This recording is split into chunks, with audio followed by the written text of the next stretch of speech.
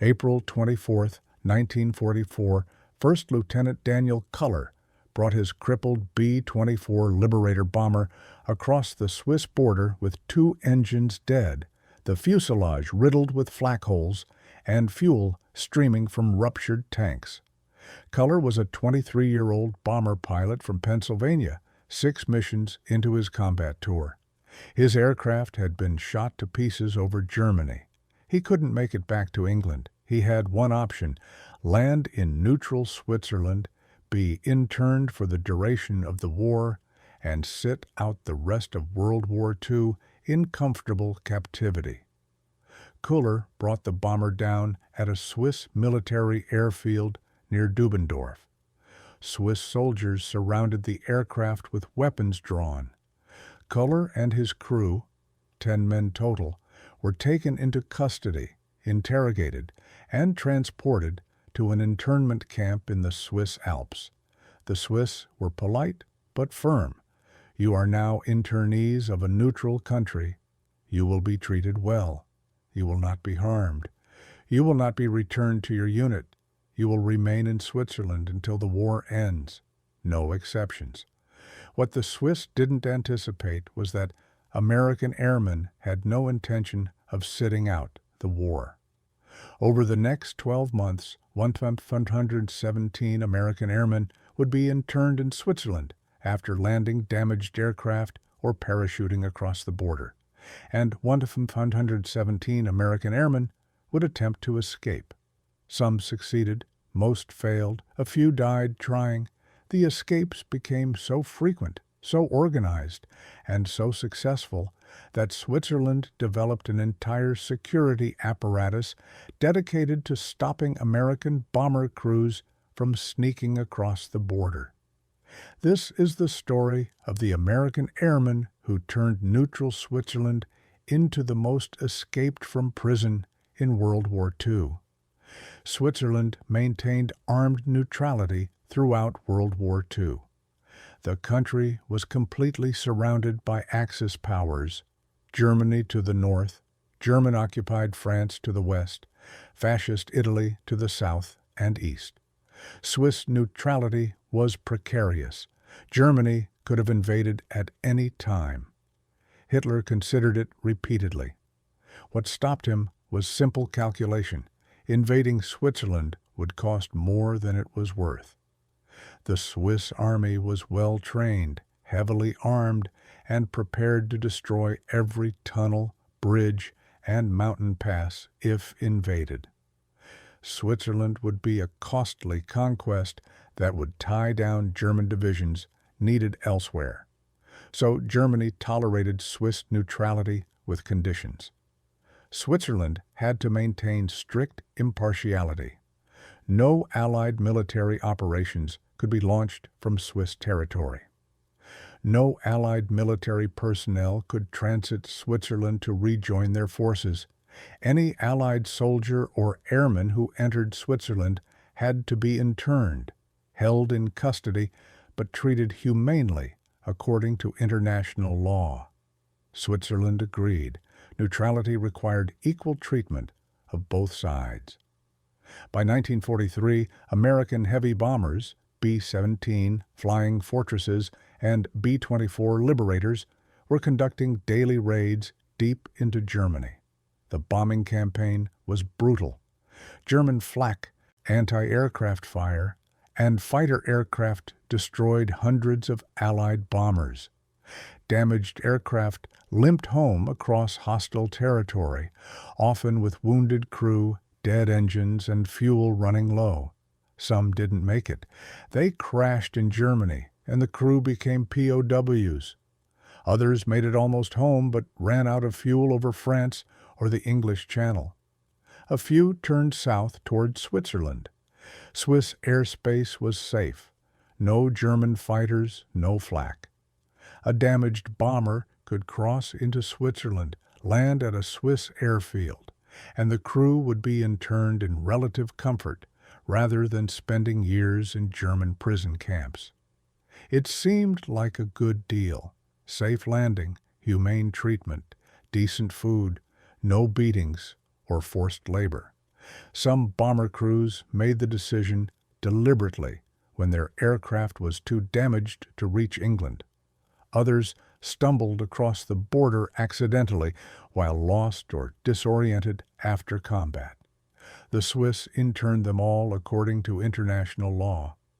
By late 1943, hundreds of American airmen were being held in Swiss internment camps, primarily at Adelboden, Davos, and Wengen in the Swiss Alps. The camps were not prisons in the traditional sense. They were hotels and resorts requisitioned by the Swiss government.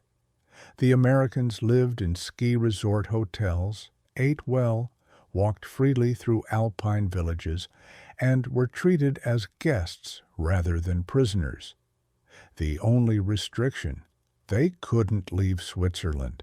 The Americans found that restriction unacceptable.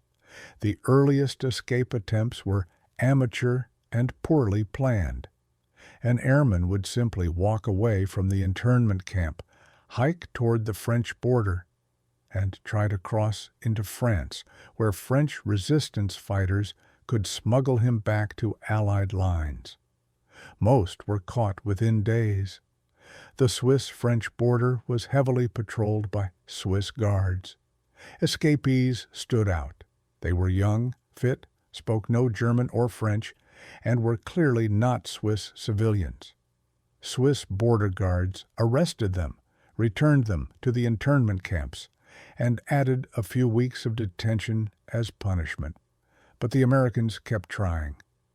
In September 1943, Lieutenant Robert Hogan, yes, that was his real name, the TV show Hogan's Heroes was loosely based on him, organized one of the first sophisticated escape attempts. Hogan and 3 other officers obtained civilian clothing, forged identity papers, and Swiss francs through black market contacts.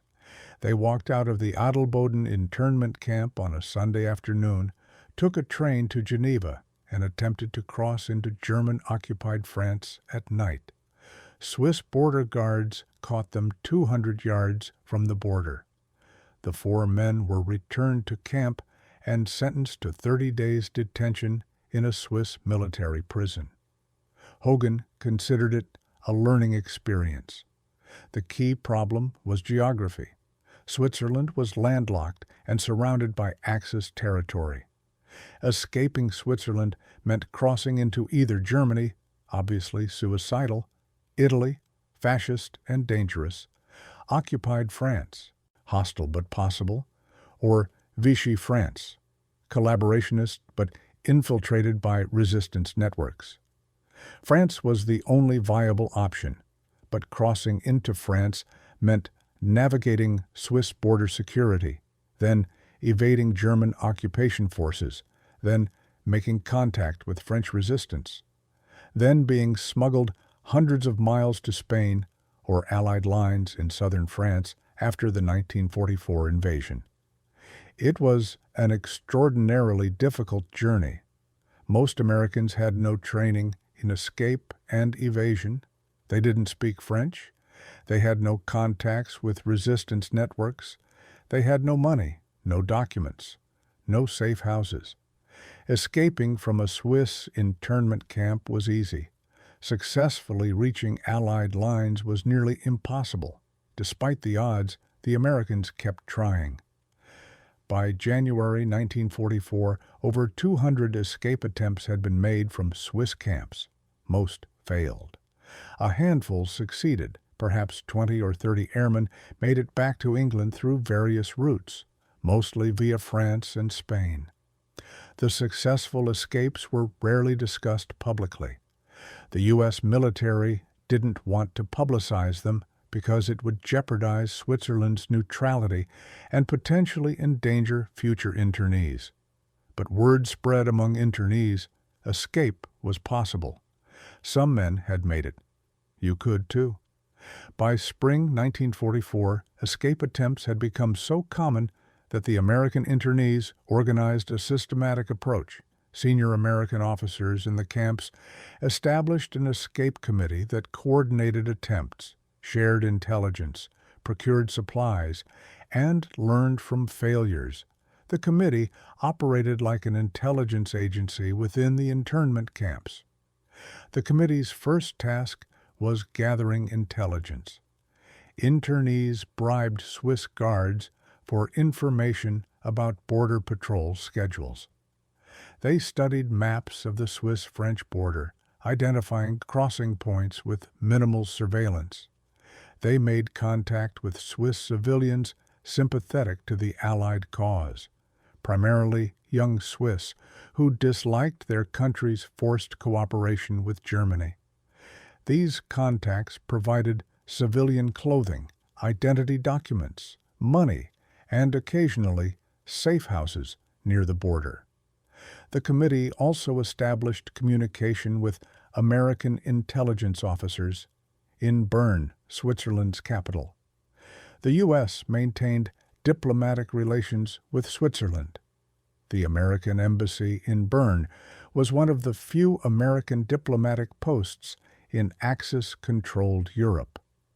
American intelligence officers at the embassy couldn't officially help internees escape. That would violate Swiss neutrality, but they could provide information unofficially. Messages were passed through intermediaries. The intelligence officers provided maps, border crossing information, and occasionally money that mysteriously appeared in packages sent to internees. The committee divided escape attempts into categories. Type 1. Individual attempts by airmen acting alone, usually impulsive and poorly planned. These had less than 5% success rate. Type 2. Small group attempts by 2 to 4 men, planned in advance with procured supplies and border intelligence. Success rate approximately 15%. Type 3. Mass breakouts involving dozens of men attempting to cross the border simultaneously in different locations. Overwhelming Swiss border security. These were rare, but had higher success rates because Swiss guards couldn't cover multiple crossing points simultaneously. Lieutenant Daniel Culler, the pilot who had landed his B-24 in Switzerland in April 1944, joined the escape committee within weeks of internment. Culler was frustrated by captivity. He was a bomber pilot. His crew was stuck in Switzerland while their squadron continued flying missions without them. Every day in Switzerland was a day not fighting. Culler wanted out. The committee assigned Culler to a Type 2 escape, 4 men, civilian clothes, forged papers, night crossing near Basel, where the French border came closest to major Swiss rail lines. They would take a train to Basel, hike to a predetermined crossing point, cross at night, and make their way through occupied France to Allied lines. In April 1944, that meant crossing all of France. The D-Day invasion hadn't happened yet. It was a journey of over 500 miles through enemy territory. Culler's group prepared meticulously. They obtained civilian suits from a Swiss tailor who was paid with American cigarettes, the universal black market currency. They memorized cover stories. They were Swiss businessmen traveling to France on commercial matters. They learned basic French phrases. They studied maps until they could navigate by landmarks. On May 15, 1944, they walked out of the Adelboden camp in civilian clothes and boarded a train to Basel. Culler's group crossed the Swiss-French border successfully. On the night of May 16, 1944, they hiked through forests near Basel, avoided Swiss and German border patrols, and entered occupied France near the town of Huningue. They were now in enemy territory with no weapons, no contacts, and no plan beyond head southwest toward Allied lines. The first 48 hours were the most dangerous. German soldiers patrolled major roads. French police collaborated with occupation forces. The 4 Americans had to move at night, avoid populated areas, steal food from farms, and hope they didn't encounter anyone who would question their presence. Their civilian clothes helped. They looked like French workers traveling between towns. But their complete inability to speak proper French was a vulnerability. If stopped and questioned by German soldiers or French police, they would be immediately identified as foreigners and arrested. On the third night, they made contact with the French resistance, or rather, the resistance found them. The 4 Americans were sleeping in a barn outside a small village when a French farmer discovered them. The farmer spoke no English. The Americans spoke almost no French. But the farmer immediately understood. American airmen escaped from somewhere, trying to reach Allied lines. The farmer brought food and returned that night with 2 resistance fighters. The resistance took over. The 4 Americans were moved to a safe house in a nearby town. They were given new identity papers. Now, they were Belgian workers who had been conscripted for forced labor in Germany and were returning to Belgium. The resistance explained the new cover story in broken English. If stopped by Germans, speak French with a Belgian accent, which the Americans couldn't fake but hoped Germans wouldn't notice. Claim to be traveling home to Belgium, produce the forged papers, and act confused if questioned. It was a thin cover story, but better than nothing. Over the next 3 weeks, the resistance moved Culler's group across France using an underground railroad of safe houses.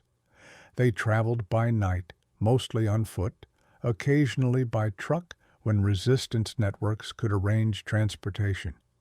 They passed through Lyon, then southwest toward Toulouse.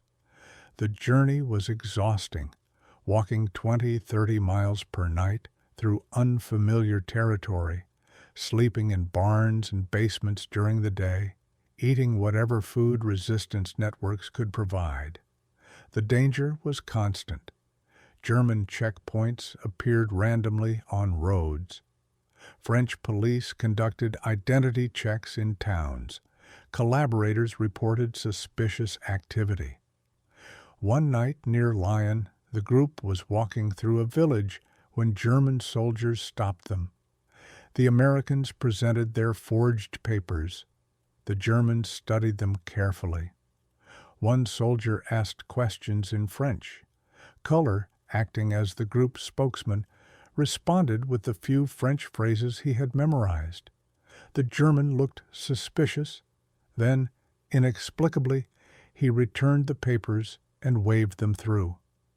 Later, the resistance guide explained, the German soldier was young, probably not very experienced, and didn't want to deal with paperwork over 4 workers traveling at night. Luck had saved them. On June 6, 1944, while Culler's group was being hidden in a safe house near Toulouse, the D-Day invasion began. Allied forces landed in Normandy. Within days, the resistance erupted into open warfare against German occupation forces across France. What had been a covert underground movement became a guerrilla army. For Culler's group, this was both good and bad. Good. The Germans were distracted fighting resistance uprisings and preparing to defend against Allied advances. Bad. France was now an active war zone, more dangerous than ever for anyone traveling through it. The resistance kept the Americans moving. By late June, they reached the Pyrenees Mountains, the border between France and Spain. The final leg was a mountain crossing on foot. Resistance guides led them through mountain passes at night, avoiding German patrols that watched major routes. The crossing took 2 nights of hiking at high altitude. On June 28, 1944, 43 days after leaving Switzerland, Culler's group crossed into Spain. Spain was officially neutral, but friendly to the Allies. Spanish authorities routinely allowed Allied escapees to pass through the country to reach Gibraltar or Portugal, where they could be repatriated to England. The Spanish arrested Culler's group at the border, standard procedure, then transported them to Madrid and turned them over to American embassy officials. Within a week, they were on a flight to Gibraltar. By mid-July 1944, Culler was back in England, reporting to his squadron. The entire escape had taken 60 days. Culler had crossed 2 neutral countries and 500 miles of enemy-occupied territory. He had relied on French resistance networks, luck, forged documents, and sheer determination. He was one of approximately 150 American airmen who successfully escaped from Switzerland and returned to Allied control during 1944. The U.S. military had mixed feelings about escapers. On one hand, these men had shown initiative, courage, and commitment by escaping internment and crossing hundreds of miles of enemy territory. On the other hand, they had violated Swiss neutrality, potentially jeopardizing Switzerland's willingness to treat future internees humanely. Some officers praised the escapees, others quietly discouraged further attempts, concerned that mass escapes would provoke German pressure on Switzerland. The airmen didn't care about diplomatic complications. They wanted to fight. Most successful escapees requested reassignment to combat units. Some were sent back to their original bomber squadrons. Others were assigned to different units. A few were kept in England and debriefed extensively. Intelligence officers wanted every detail about escape routes, resistance contacts, German security procedures, and conditions in occupied France.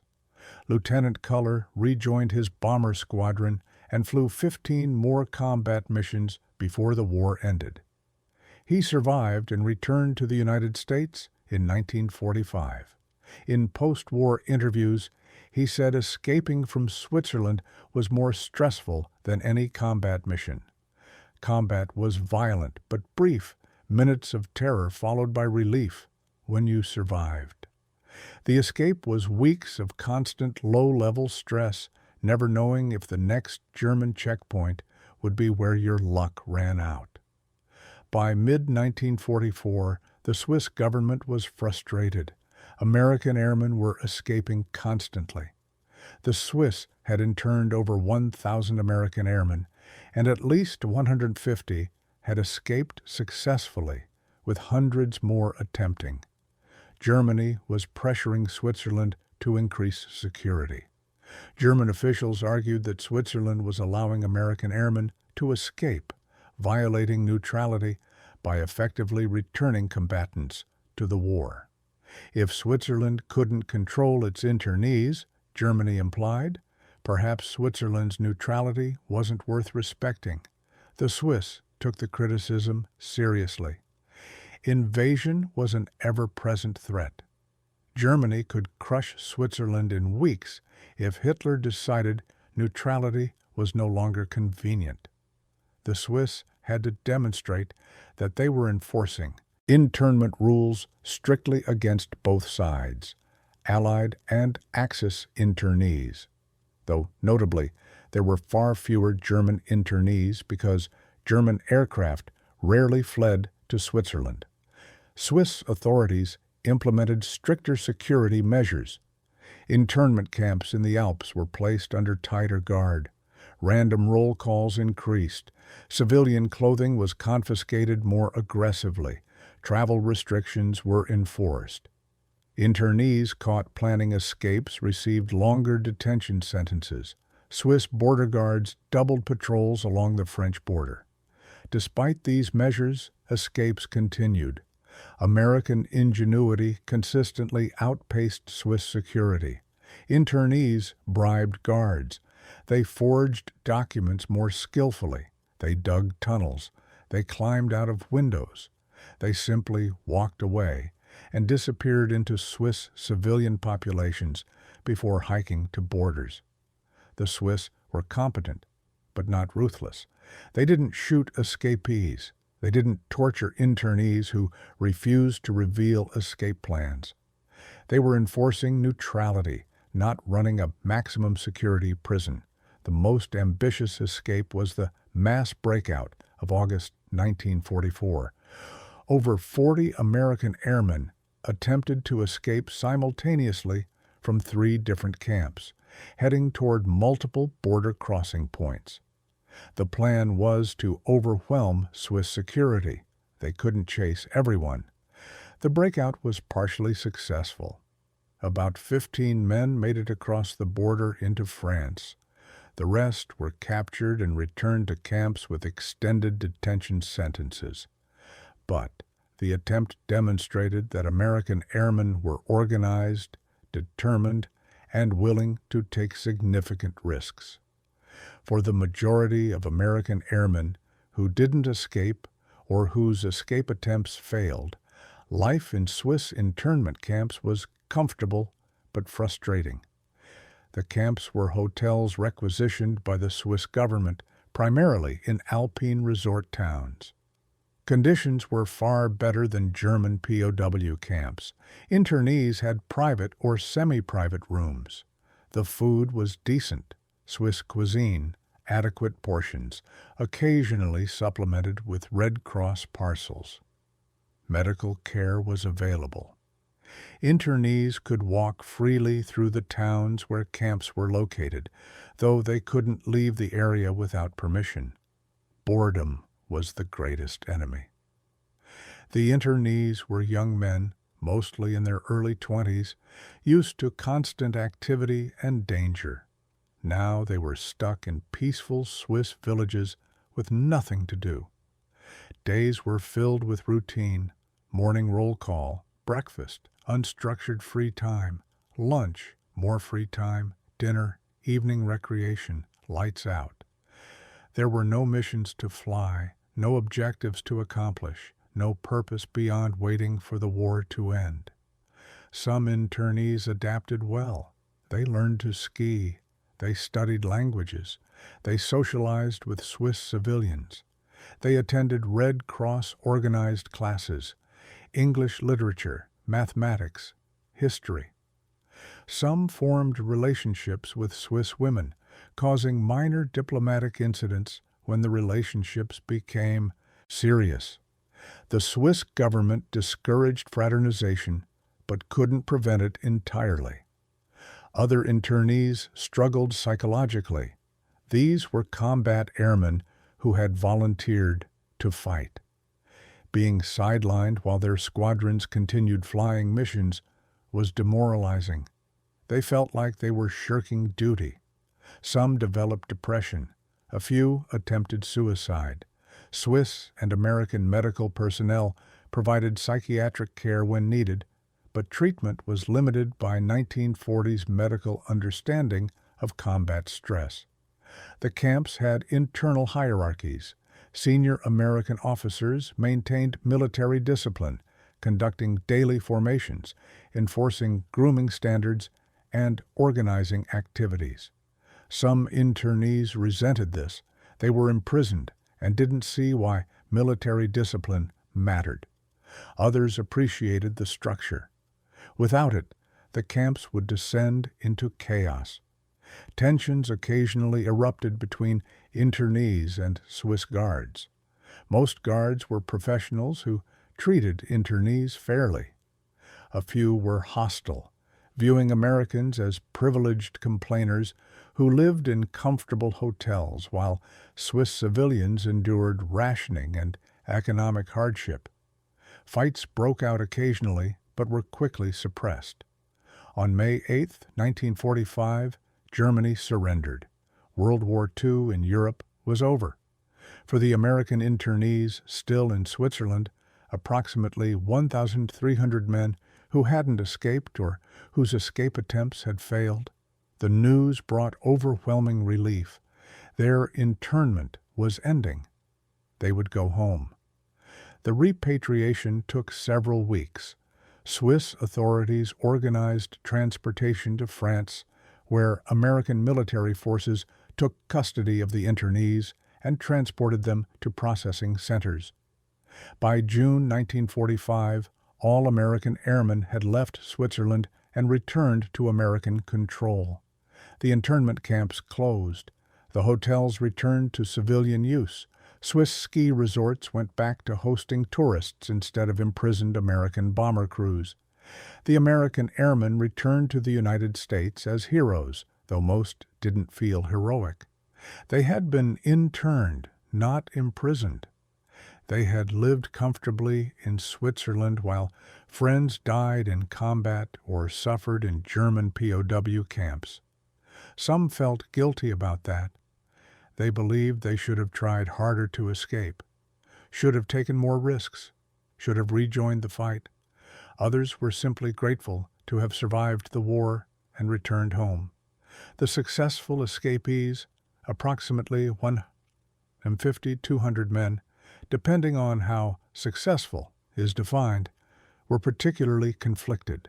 They had broken rules, violated neutrality, and risked execution if captured by Germans. But they had also demonstrated extraordinary courage and determination. Some were decorated for their escapes. Others received no recognition because the U.S. military didn't want to publicize violations of Swiss neutrality. Switzerland's internment of American airmen created interesting legal and ethical questions. Was Switzerland right to intern Allied airmen? Under international law, yes, neutral countries are required to intern belligerent forces that enter their territory. Was the internment harsh? No. Conditions were comfortable by any standard. Were the Americans' right to escape? Debatable. From a military honor perspective, escaping and returning to duty was admirable. From a diplomatic perspective, the escapes jeopardized Switzerland's neutrality and potentially endangered future internees. After the war, the American airmen who had been interned in Switzerland formed veterans associations and stayed in contact. Many returned to Switzerland as tourists, visiting the hotels where they had been interned, hiking the mountain trails they had explored during captivity. The memories were complicated. Gratitude for surviving the war mixed with frustration about lost time. Lieutenant Daniel Culler, whose escape journey we followed, lived until 2003, dying at age 82. He wrote a memoir about his experience titled Black Hole, published in 1995. The book detailed his combat missions, his forced landing in Switzerland, and his 60-day escape through occupied France. Culler was clear about his motivation. He was a soldier. His country was at war, and sitting out the war in comfortable captivity was unacceptable regardless of international law. The Swiss government never apologized for interning Allied airmen. They were following international law and protecting their neutrality. But Switzerland did acknowledge the complicated position they were in, surrounded by Axis powers, threatened with invasion if they didn't enforce neutrality strictly, yet sympathetic to the Allied cause and uncomfortable imprisoning men who were fighting against Nazi Germany. Post-war research revealed that Swiss authorities knew about the escape attempts and deliberately allowed some to succeed. Swiss border guards occasionally turned blind eyes to obvious escape attempts. Swiss civilians provided assistance knowing it violated neutrality. Switzerland's official policy was strict internment, but the unofficial reality was more nuanced. Many Swiss wanted the Allies to win and were willing to bend rules to help. The bomber crews who landed in Switzerland, over 100 aircraft total, left behind a physical legacy. Several American bombers were interned along with their crews and remained in Switzerland after the war. The Swiss kept some for study, sold others for scrap, and preserved a few as historical artifacts. Today, remnants of American bombers can be found in Swiss museums, silent reminders of when neutral Switzerland became an involuntary participant in World War II. The internment of American airmen in Switzerland was a minor chapter in World War II, but revealed important truths about neutrality, international law, and human nature. First, neutrality is rarely neutral. Switzerland was technically neutral, but clearly favored the Allies. Swiss civilians helped escapees. Swiss guards looked the other way. Swiss diplomats passed intelligence to American officials. True neutrality, treating both sides equally, is almost impossible when one side represents democracy and the other represents fascism. Second, legal obligations conflict with moral imperatives. Switzerland was legally required to intern Allied airmen, but many Swiss felt morally obligated to help them escape and rejoin the fight against Nazi Germany. When law and morality conflict, people make individual choices. Some followed the law, others followed their conscience. Third, the human desire for purpose exceeds the desire for comfort. American airmen lived comfortably in Swiss hotels with adequate food, safety, and medical care. Yet most tried to escape into war zones where they could be killed. Comfort wasn't enough. They needed purpose, mission, meaning. Sitting out the war in comfortable captivity was psychologically unbearable. Fourth, dedication to duty takes many forms. The Swiss Guards were dedicated to enforcing neutrality. The American airmen were dedicated to rejoining the fight. Both were following their understanding of duty. Neither was wrong from their own perspective. If you found this story meaningful, please subscribe and share this video. These stories matter because they show us that history is complicated, that right and wrong aren't always clear, and that ordinary people face extraordinary moral dilemmas during war. Between 1943 and 1945, approximately 1,517 American airmen were interned in Switzerland after landing damaged aircraft or parachuting across the border. All 517 attempted to escape at least once. Some succeeded, most failed. A few died trying. The Americans turned Swiss internment camps into the most escaped from prisons in World War II, not because conditions were harsh, but because sitting out the war in comfortable captivity was unacceptable to men who had volunteered to fight. Lieutenant Daniel Culler and his successful 60-day escape through occupied France represented the best outcome. He escaped, crossed enemy territory with resistance help, reached Allied lines, and returned to combat. Approximately 150 to 200 other American airmen accomplished similar escapes.